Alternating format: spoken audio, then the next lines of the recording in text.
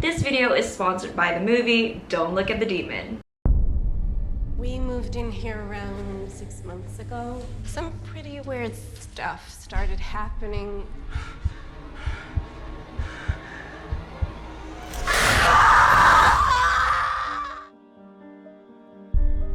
We heard the skeleton crew was coming over to Asia, and we desperately need your help.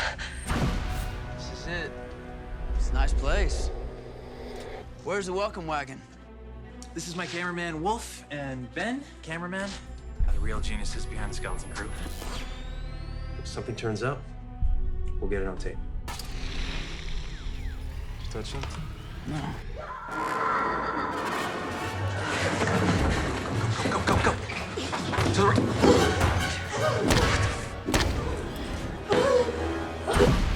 We've done haunted houses before, possessions, exorcisms, you name it. This is the first time in the history of the show that we've ever come close to actually proving the existence of the paranormal.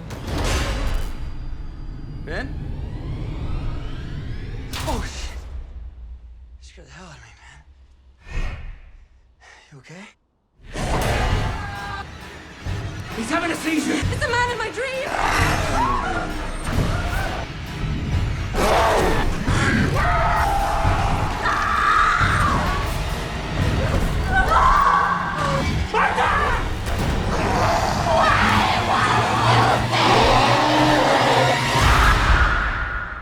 Last night, we had so much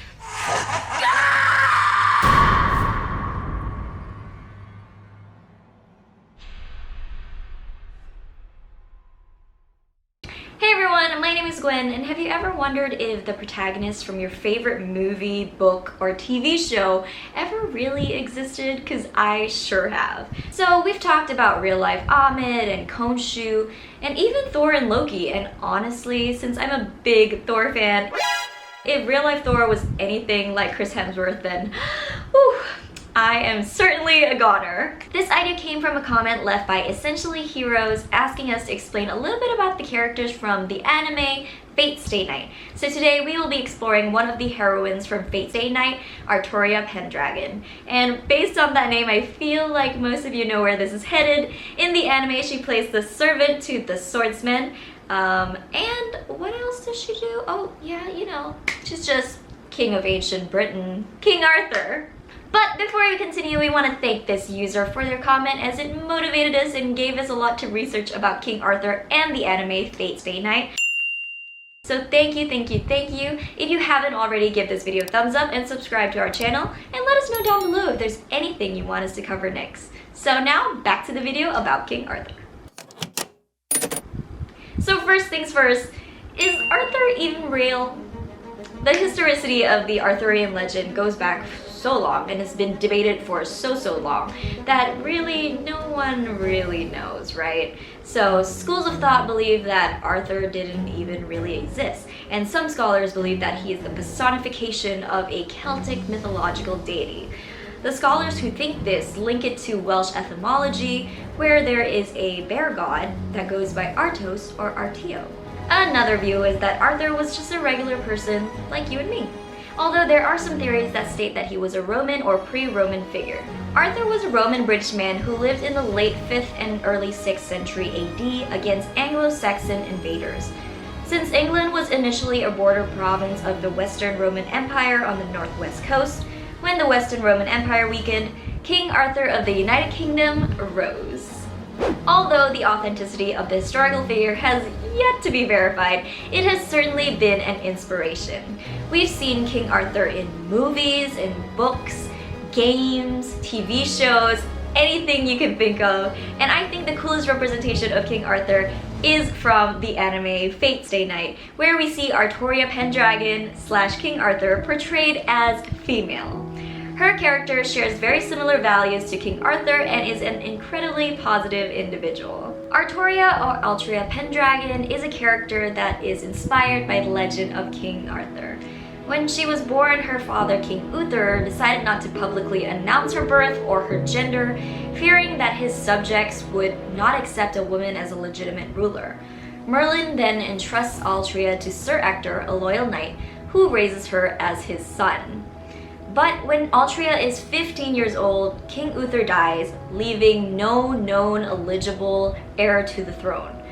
Britain then enters into like this period of turmoil and chaos following the invasion of the Saxons. So with this great threat looming, Merlin is like, I gotta do something. I'm gonna go find Artoria. Hey girl, haven't seen you for 15 years, but just wanted you to know that you are the destined ruler of Britain. Huh?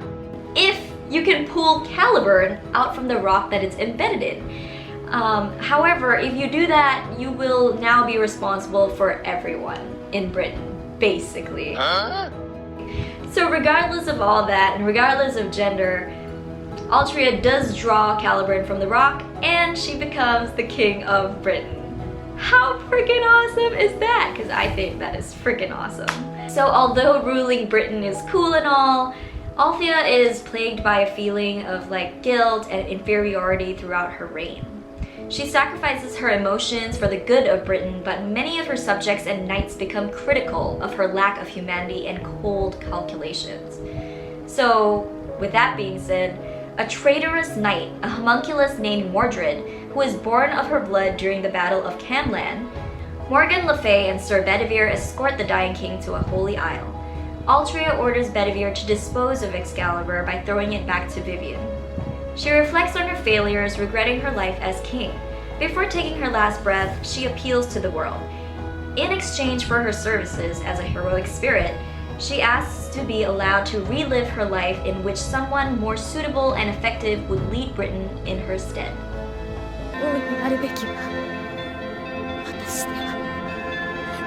Artoria is an agile and mighty warrior and is loyal, independent, and reserved. She appears emotionally cold but is suppressing her emotions just to focus on her goals. In the fate route of Fate Stay Night, her and her master Shiro often clash because of their fighting methods. Despite this, Shiro tries to persuade her that the past cannot be changed and that trying to change it is unwise.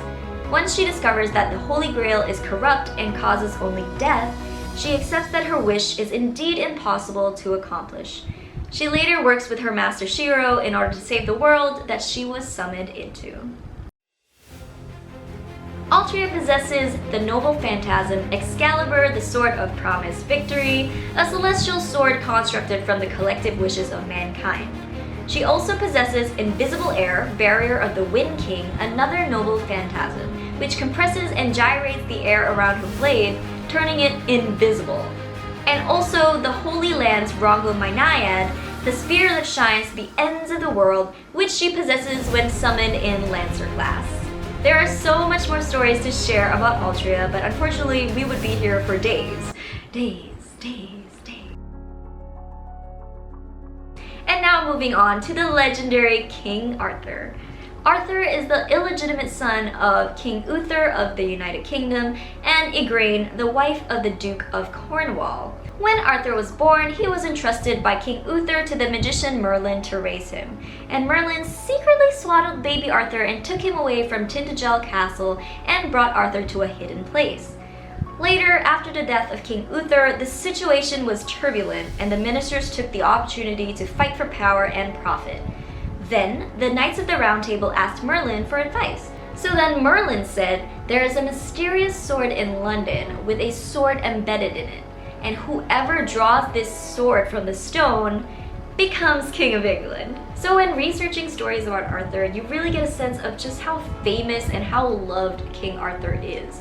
From movies such as, The Sword in the Stone, Monty Python and the Holy Grail, to even the likes of Transformers: The Last Knight. Then you also see Arthur in games, mobile games like Crash Fever and even board games like Avalon. And of course my favorite TV shows, and you see TV shows with this legend of King Arthur like Merlin that was very successful, and a more recent one, Cursed, on Netflix. And there's even Camelot the musical for all of you theater nerds out there. So with that being said, you can really see how influential the legend of King Arthur is and how, that story has been told from generation to generation. So I guess when they say long live the king, they really mean it. And that is the end of our video. I have a soft spot for King Arthur because, you know, King Arthur and Guinevere, even though Guinevere is not my full name, it's just Gwen. But I had a blast. I hope you guys did too. If you want to check out any of our other videos, click here to learn more about Southeast Asian myths and horror stories. And as usual, don't forget to like, comment, share, subscribe, and hit that notification bell to stay updated to all of our latest videos. And remember, don't look at the demon. I'll see you guys next time. Bye! I'm gonna go find a sword.